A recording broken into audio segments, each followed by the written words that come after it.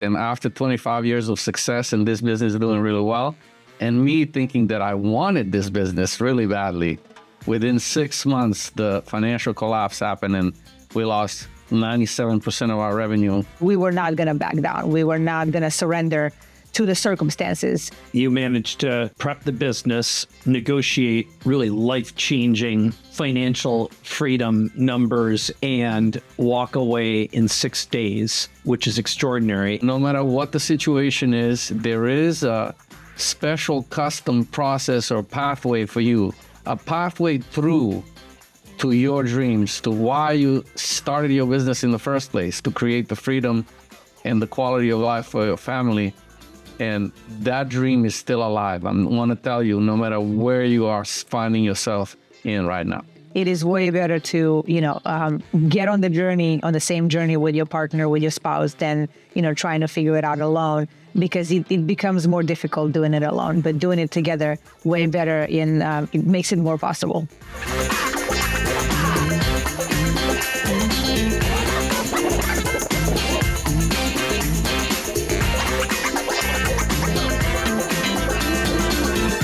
Pinnacle of entrepreneurial freedom. Selling your business for an 8-figure or more exit, getting paid up front, and exiting strings-free in less than a week, or having a self-managing, self-running business where you can disappear without a phone, laptop, or meeting for weeks at a time. Now, I know that sounds impossible, but today's guests, Ivan and Mariana Polic, are an amazing power couple and a true American dream and a hero's journey, which I always love. So they were born in Serbia into a world of chaos and war at home in their country, and they've endured the worst of entrepreneurship, losing 93% of their revenue with the business they took over being near bankruptcy, panic, and anxiety attacks.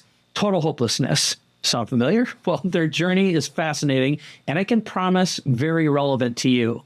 Ivan is a former professional soccer player turned aeronautics entrepreneur, and Mariana, a journalist who thrived in the most challenging environments.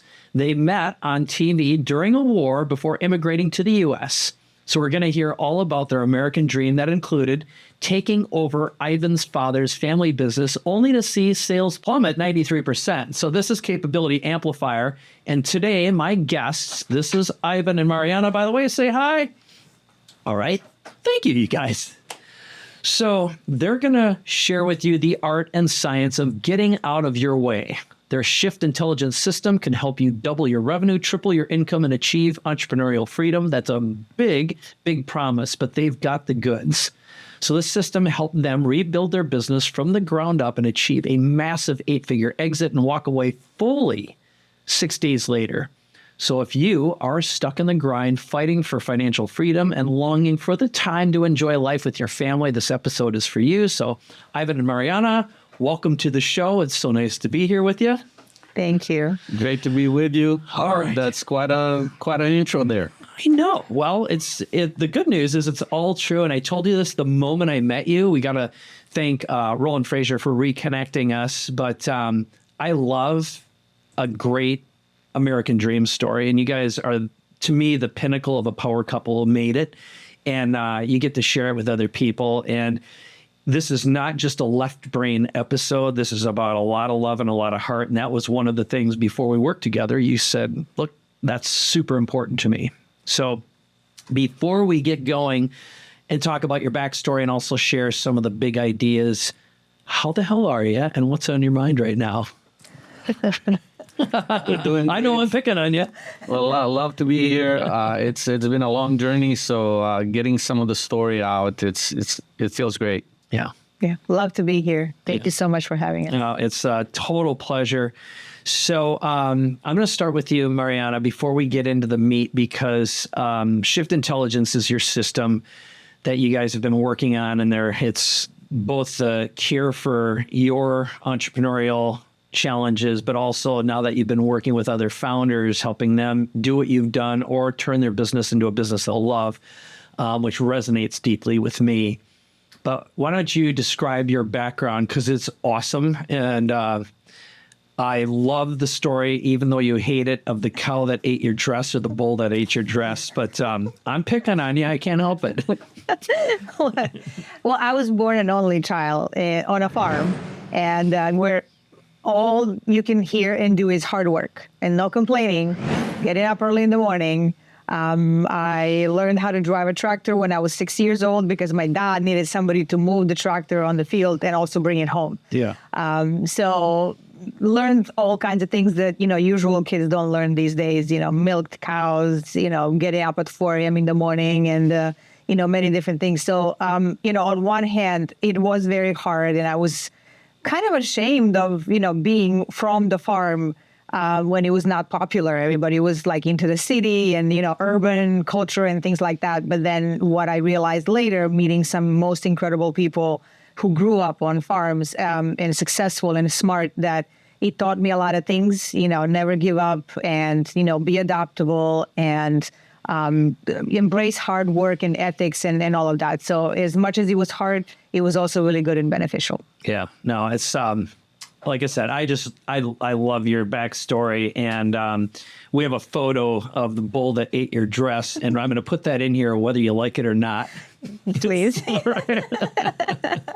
So, Ivan, you were a professional soccer player, but before that, just to set things up, you grew up in a little bit of a war at home that turned into a war at home, meaning in the house and then in your country.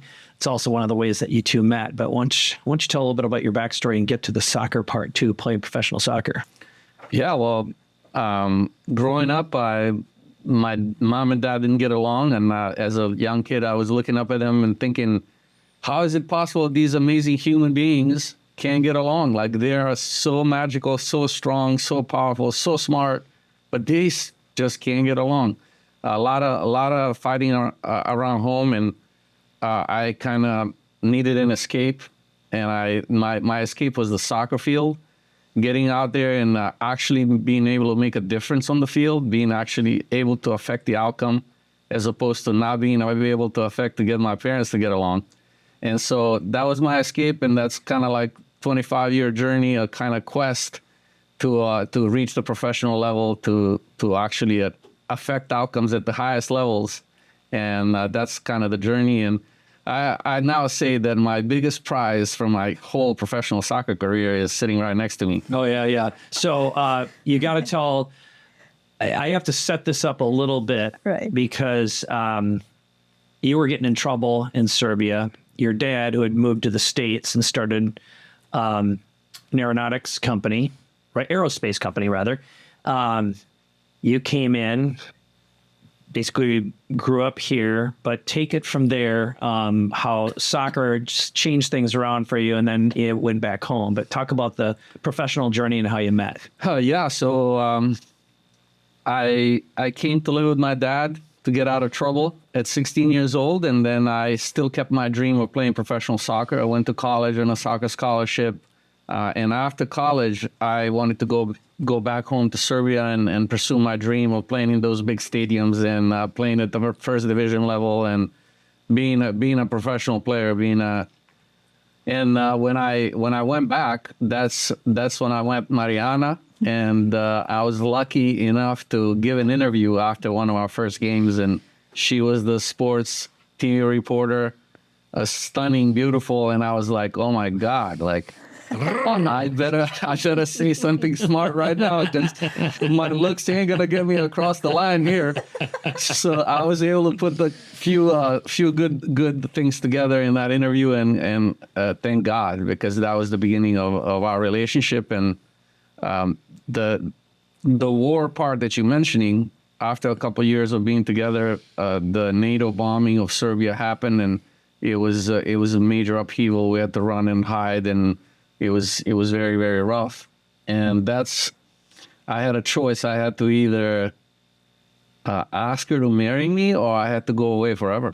Yeah. And I joke many times and say that there had to be war for me to have enough balls to do what I needed to do. Yeah. And that was kind of like one of those moments where you don't waste a crisis. And that was a big push and hurdle. And we ended up having to get married in a foreign language, and we had to have a forced honeymoon while the bombing was going on because we couldn't do it all in Serbia. We had to run and get out and all of that. So it was a major chapter in our lives, and it's been 25 years exactly. We just did a reenactment 2 days ago. That was awesome while we were together. That was so great. Yeah. Yeah. So that's a little bit of the backstory. That's awesome. Do you have anything to add to that, Mariana? Well, yes, he was a smart soccer player who, gave a good interview, and those are, low, high in demand, but low in supply. Yeah. If I had to say that. So, I was actually quite proud of myself for achieving that. I was the only female sports reporter in the city at that time. And, I was always looking for good interviews and, something of value to add beyond just, simple reporting. And he definitely provided that. So the word that got him over the line was consolidated our lines. And I'm like, I would like to consolidate. That's a long word. There's a lot of letters in that word. How about in Serbian? Is that a long word too? Yes. Translate the same, yeah. Oh, it is. Yeah. Okay. All right. So from here, you made it over the borders. You basically had to, more or less, if I remember correctly, sneak her over. And then you managed to get to the States, legally, of course. And then I like to just riff on our current political state and then you came to take over the family business. So why don't you tell the story that really made for this interview today, which is the transformation, the pain, and ultimately that led to the big exit. So that's the setup. Where was it that you crossed the border, and then what happened when you took over the business when things blew up again? Yeah. So I had to wait for her at the border of Bulgaria and Serbia on the other side. I was already out of the country. At that point, I was already an American citizen. And then her dad had to drive her over to the border crossing. She had to say goodbye right there, to kiss her dad goodbye and walk over to the other side to me. Maybe you can cover that. It's quite emotional. Well, it's one of those moments that that you are unbreakable even when your heart breaks. Mm-hmm. It's such a mix of feelings when you are leaving your country and leaving your family on one side, and you're grieving that, and you're getting separated, and you don't know when and if will you come back, because it's war, and whether they're going to survive or not. And then on the other hand, the love of your life is waiting on the other side, and you're so excited, and there's new life ahead, and you're just kind of bursting with joy. So, it is in those pivotal moments when you realize, okay, I guess I can make it anywhere. I love that. So here you come to the States. Your dad had this business that you guys started taking over, and why don't you lead us up to the disaster moment that took you on a hell of an entrepreneurial journey? Yeah, so it was an aerospace precision machining company. We made mission critical parts for commercial airliners and military applications. When a signal has to go through, when a pilot presses a button and electrical connectors and components have to get the signal across, those are the parts that we made. Less than a hair tolerance, very difficult operation. We had a 24/7 production, a very demanding and difficult business. I have to say, one of the most difficult. And we were humming along. We were doing really well. I earned enough trust and added a lot of value in order to put myself in a position where my father said, I think it's time for me to go home to Europe. And, you gotta take this thing to the next level. I really took that upon myself to really do well by it. And after 25 years of success and this business doing really well, and me thinking that I wanted this business really badly, within 6 months, the financial collapse happened, and we lost 97% of our revenue. And we were pretty much crushed with no hope because there was no work to be had. Everybody was really tight around everything, work, and all that. There were no orders to be had out there.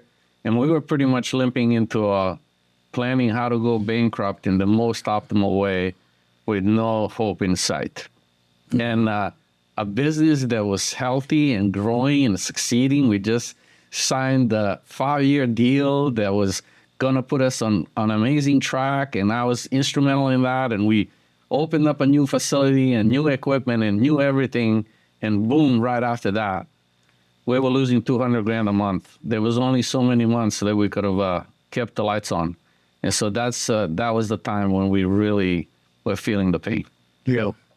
Now from there's a lot of in-betweens here, but during the hopeless, helpless part, when you were really struggling, Mariana, why don't you describe some of the moments, what you experienced both as a partner, because you were involved, and you've got young kids, and why don't you talk a little bit about the pain that you observed, that you went through, and the transition to figuring out how to fix this thing? Right. Well, every day you see the pain on his face and in his body every single day. And I remember the most just waking up during the night and, turning over, and he is just lying there in bed, kind of frozen, eyes to the ceiling, trying to figure out where, how to keep it going, what's going to happen, what is the future. Again, as you said,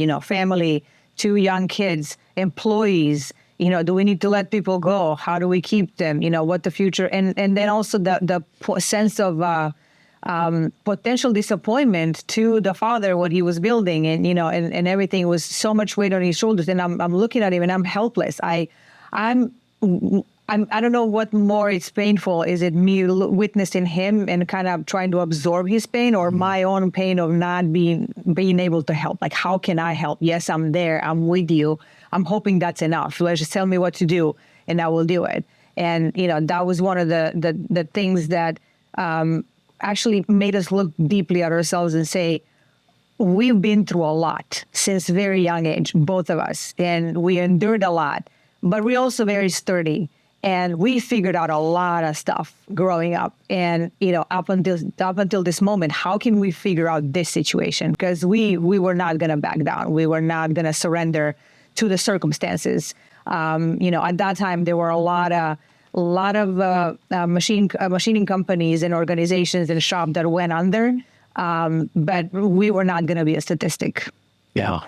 So talk a little bit about the transition, because you guys got coaching, you invested in yourselves when you had no resources. And along the way, I'd never bet against an engineer and a farm girl, especially a Serbian farm girl. But, you became the wizard and the fixer, the visionary and the fixer. Talk about the moment when you first had hope and when you started figuring out your toolkit and where Shift Intelligence was born. Well, that's a handful, I know. We got it. It's first we had to find, just to stop the bleeding, because it was really rough. So we had to make really, really deep cuts. They say you got to cut to the bone. I think we cut into the bone. That's how major the cuts had to be. We were running a 24/7 production facility. We had to go down to three days a week, one shift from 24/7. It was a big cut, and that was the only thing that enabled us to survive. Our advisory board was instrumental in that, helping us make the appropriate cuts, able to get enough traction to, keep the lights on, and then slowly rebuild from there. We were quite a bit of a secret in the industry, so we were a little bit of a captive vendor with large concentration, and we had to open up to the marketplace. We had to get certified at AS9100. We had to put the systems in place. We had to open up to the marketplace, and we accomplished all of those things. We used the crisis, actually, when the production slowed down, to put some of those things in place. So we were not just sitting there as a sitting duck. We were actually preparing for our rise out of that situation, and we were able to do it. And along the way, we had to do a bunch of our inner work in order to be able to see a bigger picture, see the bigger vision, notice the stuff that is outside the box solutions We had to acknowledge certain things, face certain realities in the business, and overcome a lot of internal challenges. We had to overcome the resistance to change from the staff, from the team, and add the right people and let go of the right ones, and build out of that difficult situation. We used it as a foundational moment to take things to the right place and eventually enable our exit. Okay. So I'm going to ask Mariana this next question, which is, and we're going to deconstruct some of the successes that you've had since then in your toolkit. But Mariana, can you remember the moment when you had hope and you had a buyer and you started going through the cycle that can either be game-changing, life-changing, or absolutely disastrous? Because the worst thing that can happen to a founder sometimes is the sale where you get a little bit of money up front, you're tied down, and you become an indentured servant for a long period of time. You're given impossible to reach goals by the buyer, and you never get the rest of your money.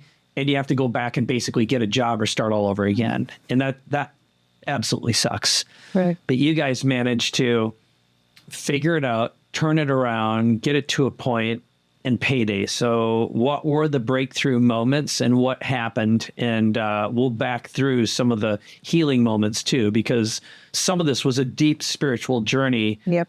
Getting past your own traumas, intergenerational traumas, Serbian traumas, genocidal traumas. But let's go back to the win. Okay. Right. Well, we're very resourceful people, both of us. And if we don't know how to figure something out, we will, find help and ask who can help us, which we did have a lot of help. And from the beginning, we were really clear, knowing some of the stories that we've heard and, seeing people, going on a journey that was just not a desirable one, as you say, a servant journey, under the new buyer. We were very clear from the beginning that we will sell the business and exit. There was no contingency. You have to stay this much, this long. You have to do this. You have to, get your money later and things like that. And we were not going to settle to just sell for the selling sake. We were going to, just make an exit and do something else because, as great of a journey this was, and also achieving a great success within the company, quadrupling it and making it a really healthy organization. Even then, this was not our future. Mm-hmm. We were already on the side being asked to help other entrepreneurs and organizations, with their transitions and building the team and culture and things like that. So that was our purpose. We felt like for both of us to help others do the same that we did. So that helped us be clear on how can we make this organization absolutely untouchable when it comes to, any kind of games that are being played in the market, so that we can exit clean, give it to the buyer in the best possible way, in the best possible conditions, so we can focus on doing something else. So we were both on the same page. Yeah. So you managed to prep the business, negotiate really life-changing financial freedom numbers, and walk away in 6 days, which is extraordinary. And in the process, you built your own toolkit, because by then you were already advising and consulting with other clients. So I'm going to set up the next question, and I'm going to check in and see if you have anything to add there along that line, because sometimes the best way to teach the system is by deconstructing successes. So what I had ahead of time is I got to review a lot of your past clients and customers you've been working with, examine your toolkit. You've got a massive body of IP, systems, procedures, and also psychology. That's uniquely yours. But why don't we, first of all, is there anything that I should have asked you that I didn't between the last bit, and then let's start deconstructing some success stories. And I want to start with Beverly. She was one that really popped because she's representative, I think, of most entrepreneurs. But anything that I should have asked you that I didn't so far? Yeah, I mean, this didn't just happen overnight. So we had 2 failed attempts at a sale. 2 times I tend to say failed due diligence, and got less desirable deals in the end of the process of due diligence, which taught us a lot on what needed to happen inside of the business for it to be sellable the way we wanted to sell it. So a lot of preparation went into that. We have to think from the perspective of the buyer. What would they look at? What is the risk that is acceptable to them? What would they buy that didn't need a lot of transition time? What would the organization have to be, and how self-sustainable and self-managed would it need to be?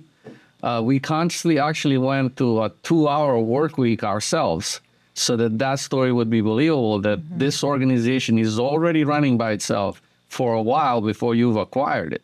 It's a asset in a box that you're getting that is gonna just hum along very well. And so that was a process. And during the finalization of the deal, there was a demand that we stay for 6 weeks, that we stay for 6 months, which we said absolutely not. We're not staying for 6 months. They said, can we do we need to do something. We said, no. And they said, no deal. We cannot do a deal. And we said, wait a minute, maybe we can do something. so rather than let the deal die, we said, what if we gave you 2 days a week and you don't need us, but we'll give you 2 days a week just for your certainty. And they said, okay, that's the deal. Let's do the deal. And in the 3rd week of that process, they said, you were right. You were right. We don't need you. Thank you very much. Goodbye and see you later. And that's the 6-day process of transition that is very uncommon. Wow. That is awesome. So I could ask you many, many more questions, but I think some of the answers are going to emerge in our case studies. So, and there's so many great places to go. You guys are so complex. You have such a fascinating backstory. We can just stay on the personal stuff, but I want to create more value for our listener and viewer. Let's talk a little bit about Beverly. And when I look at all your case studies, what many of your clients have in common is an organization that requires the founder, so they can't get away. They're working 60, 80 hours a week. Lots of partner problems.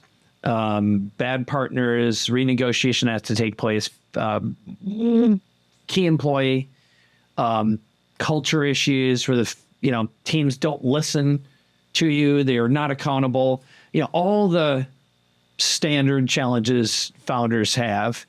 And you've built this system that consistently works, and there's the psychology around it. So we'll spend a little more time in the psychology, but let's get the nuts and bolts first. So why don't you talk about Beverly, the setup there, and how you got her to her own level of independence? Well, Beverly has a consulting business that she was a senior consultant. She built this business from scratch. She was the original consultant. She added some people and things, and she was always a person that with a very strong work ethic, and she just couldn't understand how other people didn't have the same work ethic, and why would they get away with cutting corners when she never did. She was working 80 hours a week. Her right hand person that she put in place to support her and on her continued growth. She became a kind of a limiting. As a senior consultant, she needed more leverage.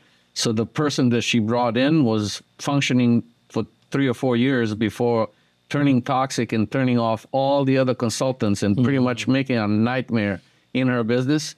We were brought in to actually deal with the nightmare of how to let go and release this person that was the kind of in a general manager position without it blowing up in a lawsuit of epic proportions. She was very hesitant and worried that this is going to actually take her whole business down because she had access to information that could hurt the business very much. So we had to negotiate with her a friendly departure that was going to not sink the business. And that was the beginning of it. Well, by the time we did that, there was no team around anymore because the entire team was kind of disbanding because of the ugliness of the situation. The customers and clients were not getting the great service. We had to, in rapid fire, rebuild the team, retrain the team, recreate the culture, rebuild the organization, and all of those things. And we did. And right now is Beverly, right now, 3 years later, is about 6 months from running her business from an island, literally, because she wants to be fully remote. She's doing no consulting work at all whatsoever. She's down to normal hours and leadership hours, and she's going to be a fully remote owner with an asset that's coming beautifully, growing and improving without needing her. And I know when we were going through some of the comments, she said to you, I feel like I have 3 CEOs. So, talk a little bit about, you, Ivan, as an engineer with the engineer's mind, but you're also the intuitive healer.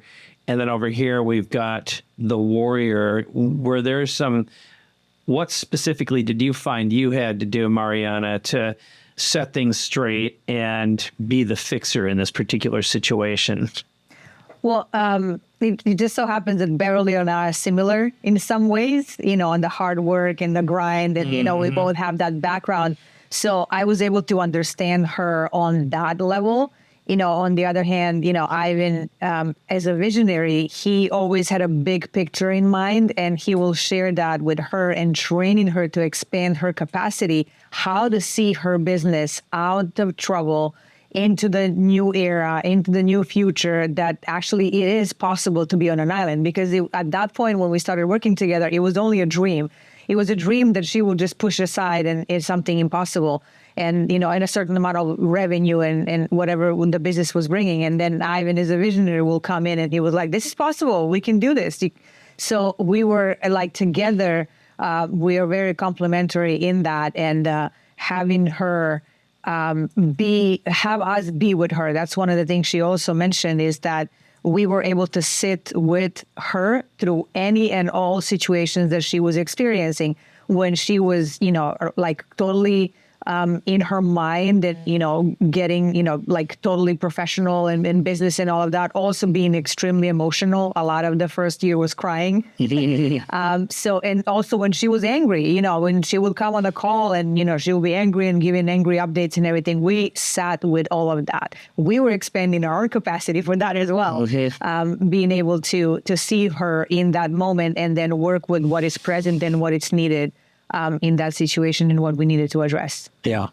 Well, one thing that I want to take a moment for you as a viewer, as a listener.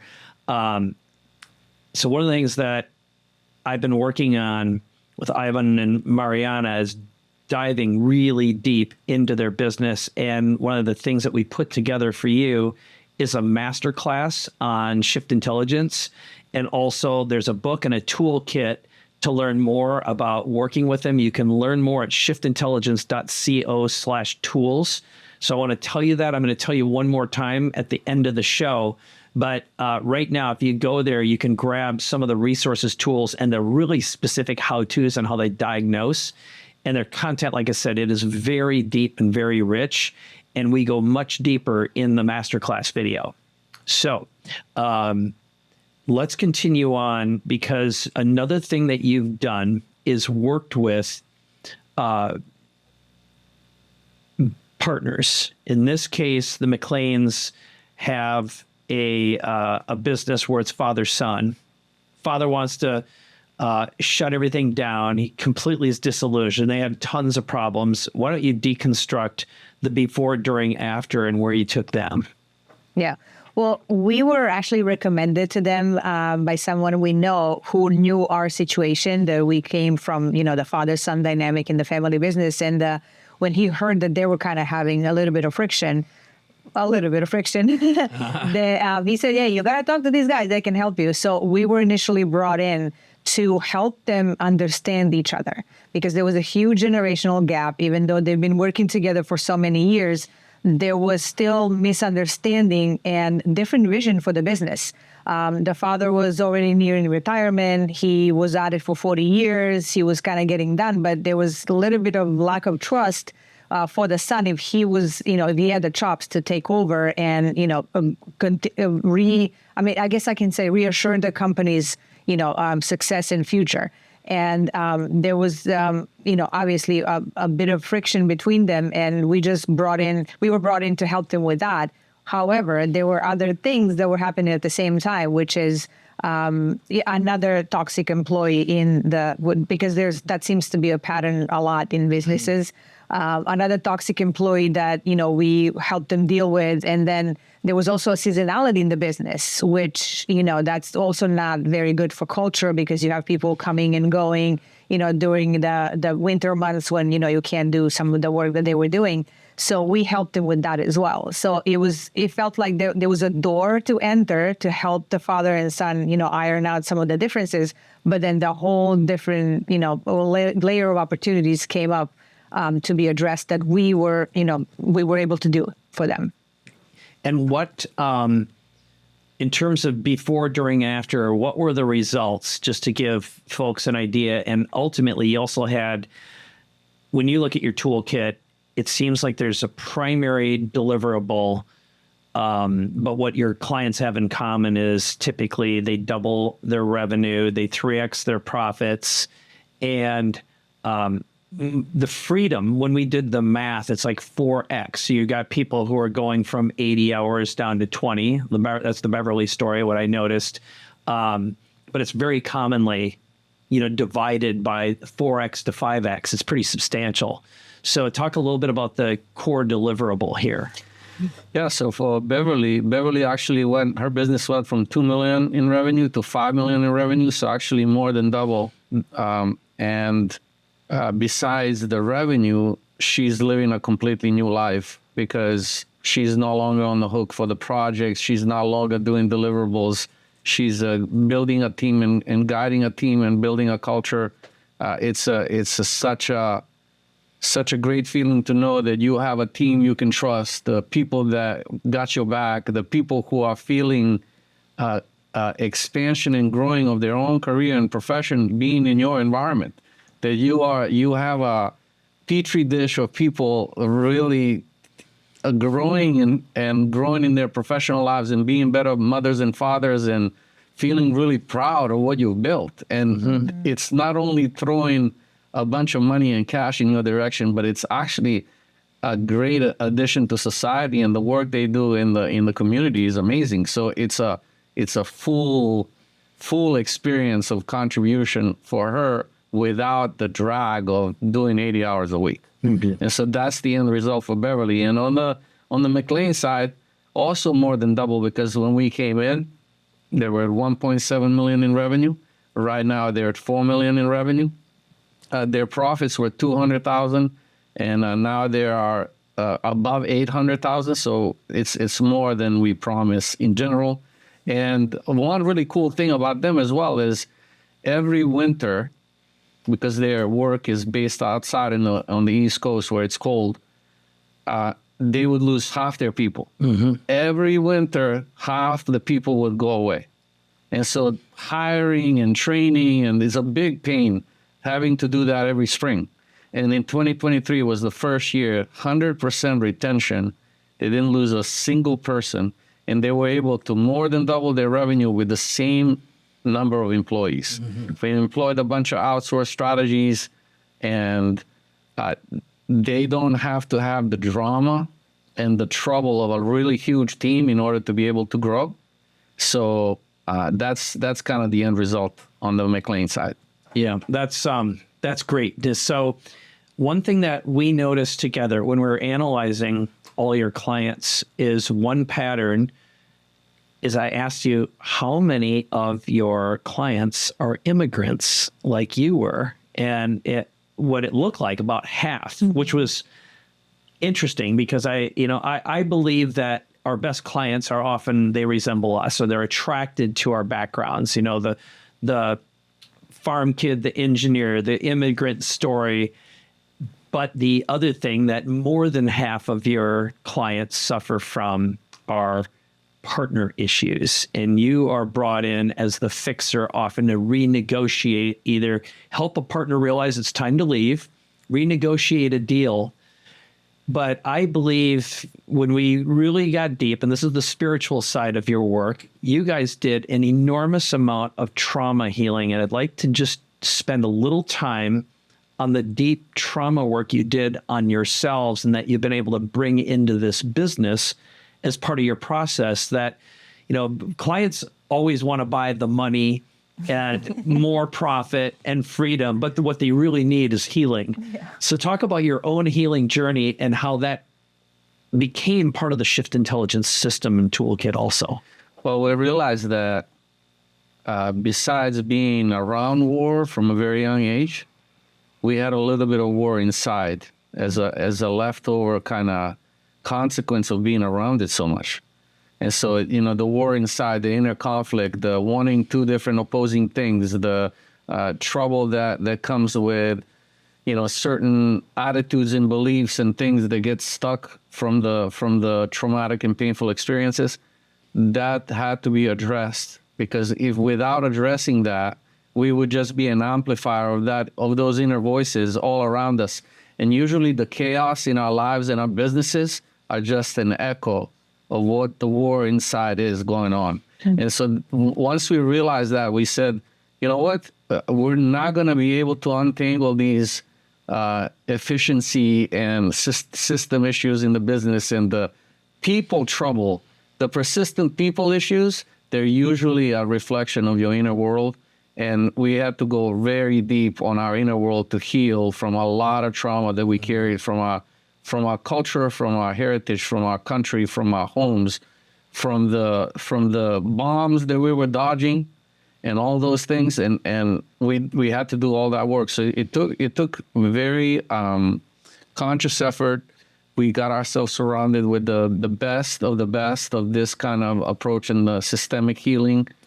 We learned a lot, we healed a lot, and we then started facilitating and actually doing the healing work for others. We went on a large tour. We facilitated a lot of events in the LA area. We then went back to the Balkans and did some of that work in the region, and that was our journey. And then from there, we actually took the principles of that work, the deep healing work. We took those principles and we reapplied them in our organization. So as we were healing, our organization was healing. As we were healing inside, our culture was healing. As we were healing, our people were healing. And together, we found a way to build them, build us, and build our futures. And now we are doing the same with our clients. I love that. So Mariana, I'm going to read something here. It just is a setup for, you've got multiple case studies. And this is one, and I believe it came from Ray, who's Filipino. He said, my business partner and I were no longer on the same page and the business was suffering for years. I'm a fiercely loyal person, and changing the nature of our deal felt like a betrayal. In one conversation, Mariana and Ivan helped me shift my perspective. I confidently met with my partner and collaboratively and amicably dissolved our partnership. It was remarkably empowering and freeing, and it feels like a whole new business life and opportunity. So I'd like you to just talk a little bit about, again, we got Wizard and the Fixer, we got the Visionary, you got the Hatchet Man here, Hatchet Lady, but really, but you guys have this really fascinating mixture of yin and yang. You exchange heart. You exchange, both of you have very, very scientific, process-driven minds, and yet you are front and heart people, which I believe in knowing you that you're both sensitive, but you didn't come from sensitive cultures, right? So talk a little bit about the transformation in the partner dissolution or renegotiation work that you often do. Right. Well, as you probably are aware, most of the times when we want to go into a business and we're looking for a partner, it's usually from our inner circle. It's a friend, it's a cousin, it's somebody that we know, it's somebody that we trust. And, sometimes it worked out perfectly, but sometimes it doesn't, because there's so much baggage in the personal world and some unaddressed things from the past that, bubble up to the surface when things go sideways.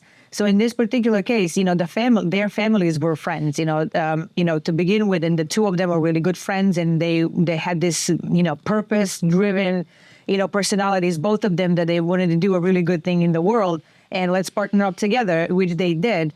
But one of them was more in the business, which was Ray. He was more in the business and he was more in the operations and day-to-day, while the other one was more on the investor type of side. He had a job, and both of them in the beginning, it was great and working. However, it felt like that one was doing it at the expense of the other. And which was interesting is that both were feeling that way. And Ray understood that if he wants this business to continue, it cannot be a partnership anymore.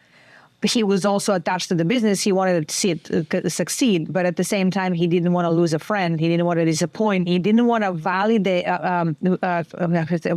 the value, which was the near and dear, to his heart, at the expense of the business, falling apart. So, he came to us in that way, and he said, I can't sleep. I can't eat. I don't feel well. Every time I see him, I want to say something, and it's just not, I can't. And then we, in one conversation, because we understand the complexity of everything, and we take everything into account. We take the family, the hidden dynamics, the visible dynamics. We took all of that into account, and we opened up his possibility lens, if you will, and we told him how to approach and the best possible way to preserve the friendship and to resolve amicably, and also possibility that maybe his friend's feeling the same way that he is feeling too. And, he went to his friend's house for a barbecue. They had a conversation, and in about an hour, everything was, amicably resolved, and, the business continued with Ray at his helm, and his friend continued cheering him on. That's awesome. That's well done. Well done. I love that. So, as I think about this right now, I spend a lot of time with you thinking about how can we deliver a massive 11 on value, and we put together the masterclass.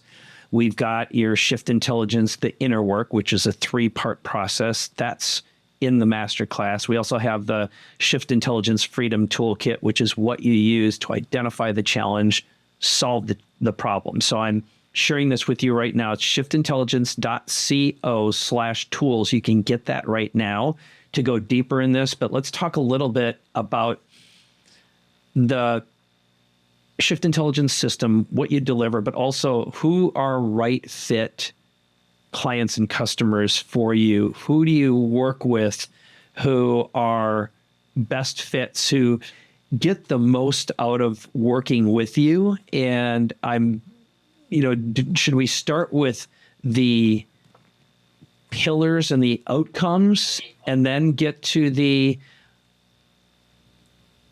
right fit, or should we start with the right fit and then go through the pillars? Well, I feel the right fit. We can cover that.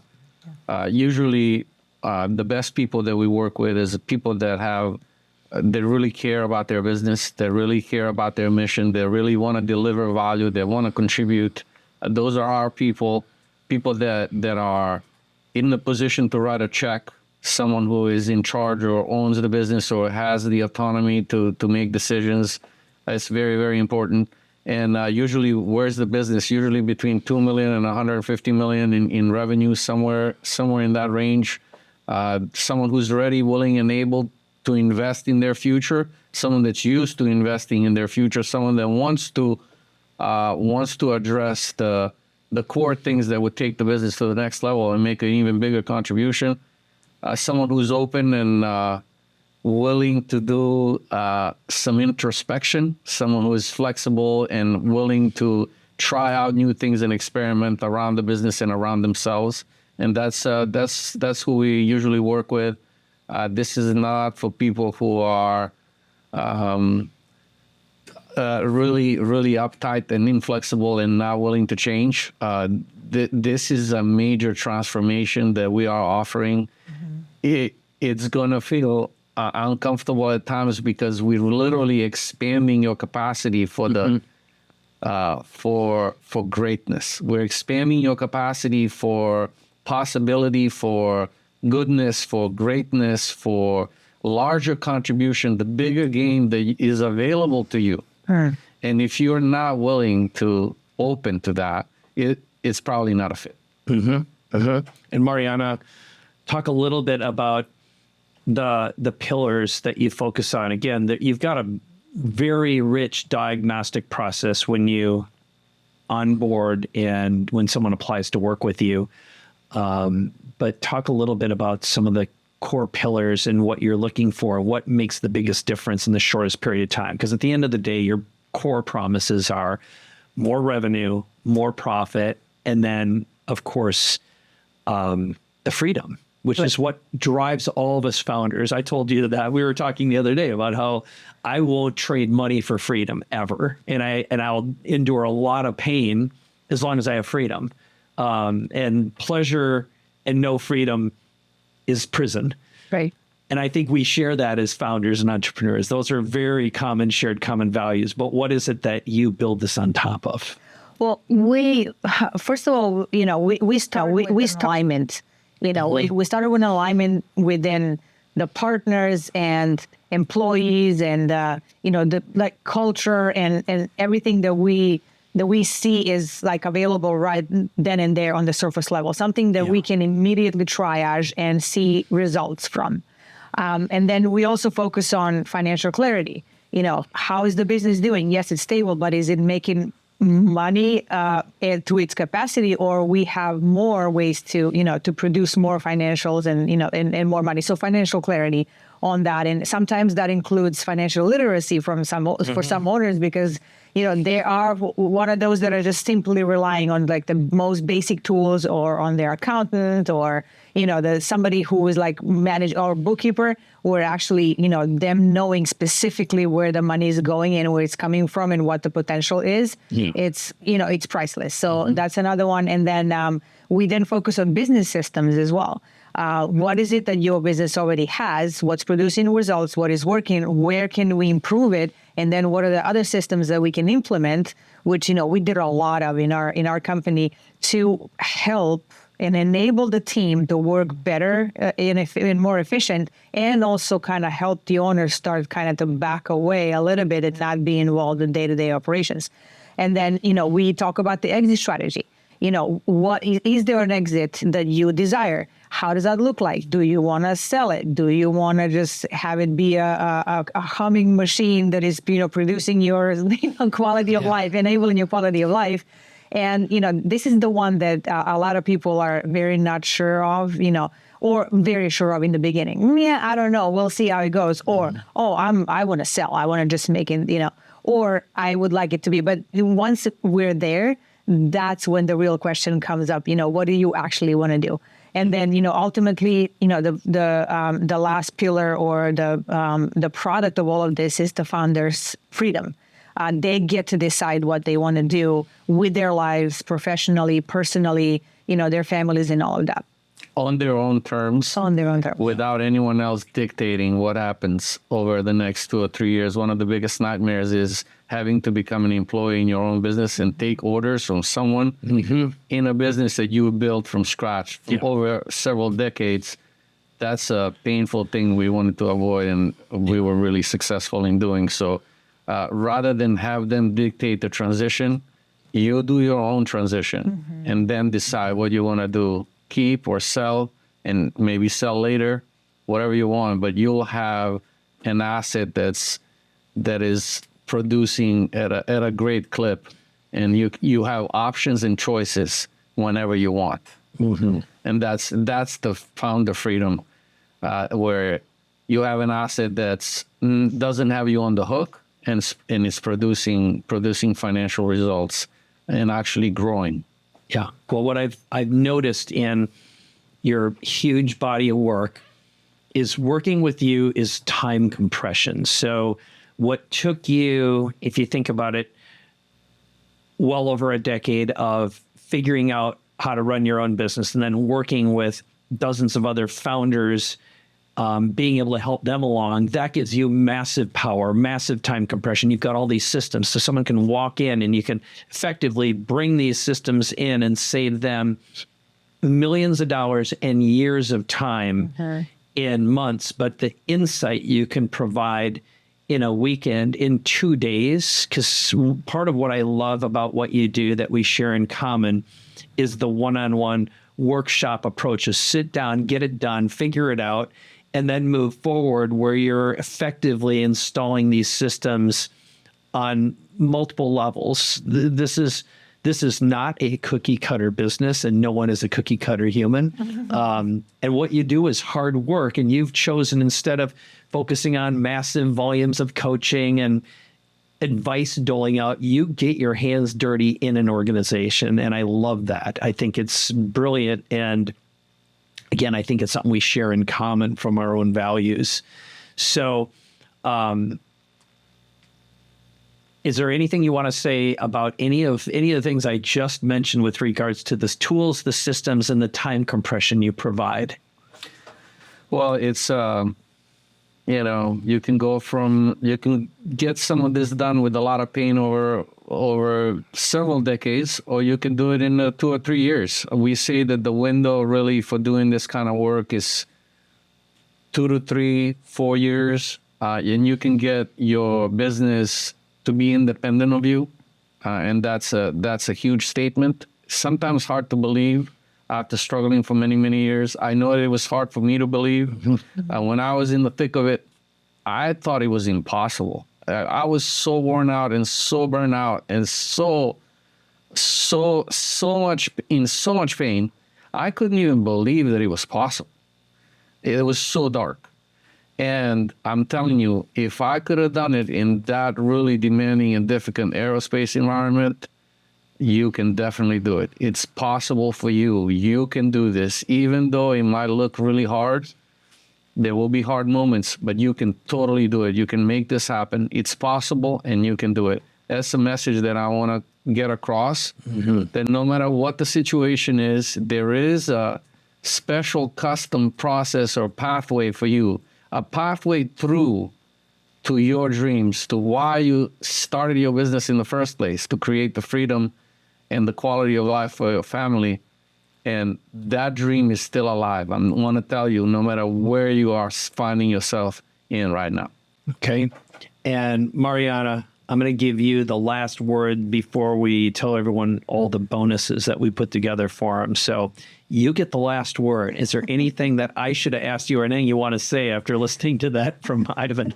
Well, that's why he's the visionary. He owns the vision, and the rest of us go and we execute on that vision. Yes, I would say, speaking from the partner perspective as a spouse in the business, whether you're working with your spouse or not in the business, I am a huge advocate for sharing and communicating and seeking help with, from your partner and working together, again, whether you are in the business or not, because that's where one of your strengths lies in your partner, for better and for worse. And a lot of times, entrepreneurs, they don't want to bother their partner. They're afraid of the certain uncertainty-inducing conversations and things like that. It is way better to, get on the same journey with your partner, with your spouse, than, trying to figure it out alone, because it becomes more difficult doing it alone. But doing it together, way better, it makes it more possible. I love that. Again, that's another area where we resonate deeply, and that could be another rabbit hole, another show on its own, which is working with a spouse and a partner and how to make that happen. Yeah. So I'm going to bring this home and let you know, once again, if you head over to shiftintelligence.co/tools, we put together a whole bunch of bonus goodies for you. So the Shift Intelligence Masterclass, the Founder Freedom Insights, that is a book. It's just filled with really, really cool wisdom from these two. They're really insightful. You'll love that. There's the Freedom Toolkit, which is the tools they use that they apply. It's the 10 primary ones.